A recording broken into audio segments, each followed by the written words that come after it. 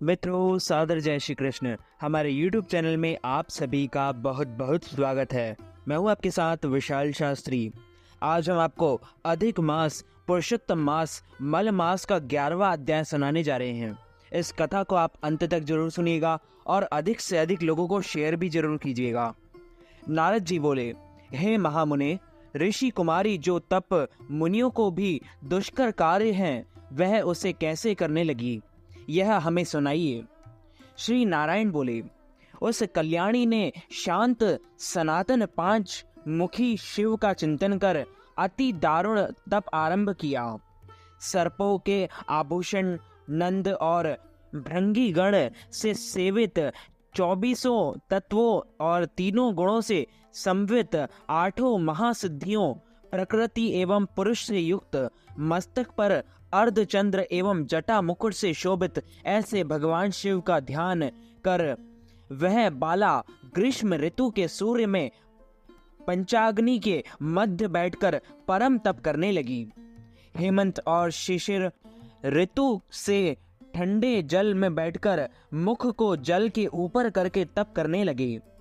उस समय वह ऐसी प्रतीत हुई मानो जल में कमलिनी खिली है।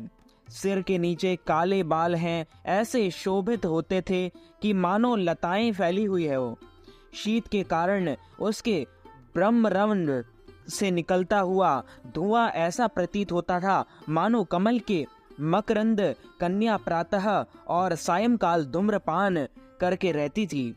उसका कठोर तप सुनकर इंद्र बड़ा चिंतित हुआ। हे नृपनंदन, सब देवताओं को सराहने योग्य ऐसे तप में लगी हुई ऋषि कन्या को 9000 वर्ष बीत गए। तब पार्वती पति शंकर ने बाला के तप से प्रसन्न हो उसे अपने अगोचर रूप का दर्शन दिया। वह शिव का दर्शन पाकर झट खड़ी हो गई, मानो देह में प्राण वापस आ गए हों। वह तप से दुबली वाला हष्ट पुष्ट हो गई। वहां धूप और वर्षा से पीड़ित वह कन्या शिव जी को अत्यंत प्रिय लगी। तब कन्या ने नम्र हो शंकर जी को प्रणाम किया। फिर विश्व बंदित शंकर की मानसिक उपचारों से पूजा करके बड़ी श्रद्धा भक्ति से स्तुति करने लगी।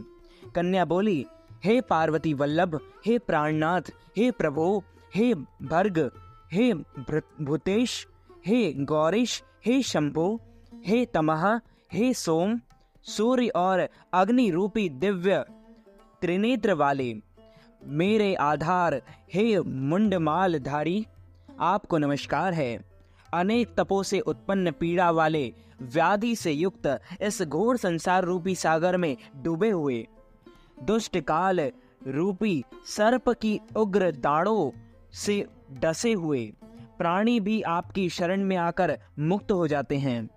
हे विभो, आपने बाणसुर को अपनाया, राजा अलर्क की मरी हुई स्त्री को जीवित किया। हे दयानाथ, हे भूतेश्वर, हे चंदीश्वर, हे भवत्राण, हे महामृत्युंजय, हे प्राणनाथ, हे दक्ष यज्ञ विध्वंसक, हे शत्रुओं के नाशक, अपने भक्तों के जन्म मरण रूप बंधन के नाशक, आवागमन के मिटाने वाले, हे सृष्टिकर्ता, हे प्राणपति, हे पापहारी, आपको नमस्कार है।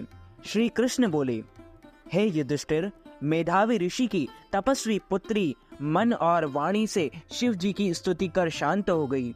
ऋषि पुत्री के महाउग्र तप से युक्त उसकी स्तुति को सुन शिव जी बड़े प्रसन्न होकर बोले, हे तपस्वियों, हे महाभागो, तेरा कल्याण हो। मन इच्छित वर मांग, मैं तुझ पर बहुत प्रसन्न हूँ। चिंता मत कर। हे राजन, महा आनंद में मग्न हुई कुमारी प्रसन्न हुए। शिव के ऐसे वचन सुनकर बोली, हे दीनानाथ, दया सिंधु, यदि आप मेरे ऊपर प्रसन्न हैं तो मुझे मन इच्छित पति दीजिए। हे प्रभु, देर मत करो। हे महादेव, मुझे पति दो, पति दो, श्रेष्ठ पति दो। मैं पति मांगती हूँ, इसके अतिरिक्त और कुछ नहीं चाहती। ऐसा कहकर वह वूप हो गई। महादेव जी यह सुनकर मुनि कन्या से बोली, हे मुनि कन्या, तूने जो कहा है वही होगा। तूने 5 बार पति पति कहकर वर मांगा, इसलिए हे सुंदरी तेरे 5 पति होंगे, और वे सब शूरवीर, धर्म वेत्ता, साधु, सत्यावादी, पराक्रमी, जवान, अपने गुणों से विख्यात, सत्य प्रतिज्ञ, जितेंद्रिय, तुझे सब सुख देने वाले और सभी गुणवान राजकुलोत्पन्न होंगे। श्री कृष्ण बोले। शंकर जी के ऐसे वचन सुनकर वह कांपते हुए बोली, हे उमाकांत, ऐसा अनीतिपूर्ण वर देकर मेरा संसार में तमाशा न बनाए, क्योंकि एक स्त्री का एक ही पति होता है।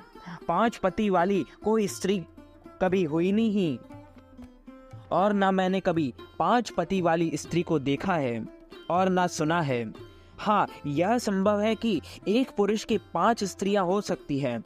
हे शंभो, आपकी आराधिका होकर मैं 5 भर्ता वाली कैसे हो सकती हूँ?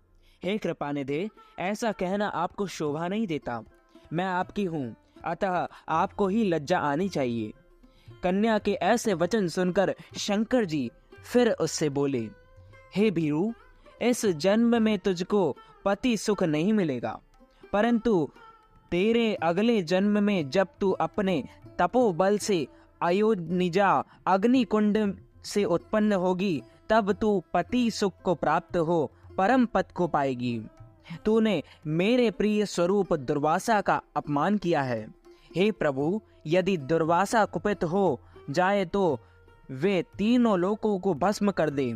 तूने अहंकार वश ब्रह्म तेज का तिरस्कार किया और भगवान के प्रिय पुरुषोत्तम मास का सेवन नहीं किया, जिसको श्री कृष्ण ने अपना सब ऐश्वर्य सौंपा है। हे बाले, मैं ब्रह्मा से लेकर समस्त देवता और नारद से लेकर जितने तपस्वी लोग हैं, वे सब श्री कृष्ण की आज्ञा का पालन करने वाले हैं। उनकी आज्ञा का उल्लंघन कोई नहीं कर सकता और कोई कर भी नहीं पाएगा।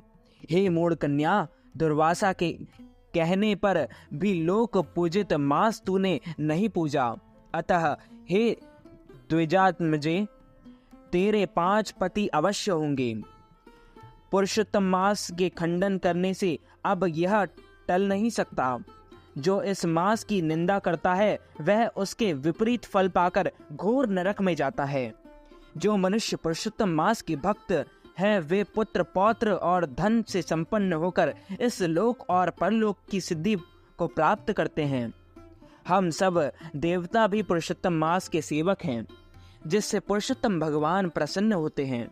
ऐसे सेवन करने योग्य श्रेष्ठ मास को क्यों ना पूजें?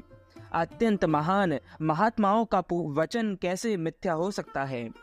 तू ही बता। सदा बोलने वाले मुनियों की वाणी अनुकरणीय है। नीलकंठ महादेव ऐसे कहकर तत्काल अंतर्ध्यान हो गए। तब वह वाला अपने झुंड से बिछड़ी हुई मृगी की भांति चकित हो इधर उधर देखती हुई रह गई।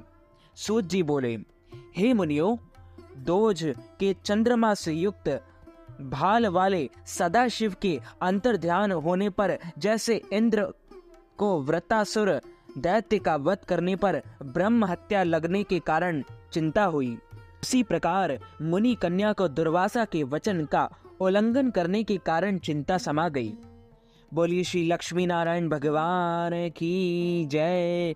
अच्युतम केशवम राम नारायणम कृष्ण दामोदरम वासुदेवम हरि श्रीधरम माधवम गोपिका वल्लभम श्री जानकी नायकम श्री रामचंद्रम भजे जानकी मनोहरम सर्वलोकनायकम श्री शंकरादि सेवितम पुण्य नाम कीर्तनम श्री राम राम राम राम राम नामतायकम रामा कृष्ण वासुदेवा भक्ति मुक्तिदायकम रामा कृष्ण वासुदेवा भक्ति मुक्तिदायकम हरे राम राम राम हरे हरे हरे कृष्णा कृष्णा कृष्ण हरे हरे।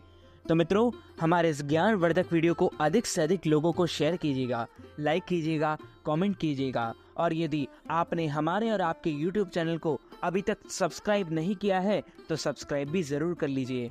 आप सभी को सादर जय श्री कृष्ण, सादर धन्यवाद।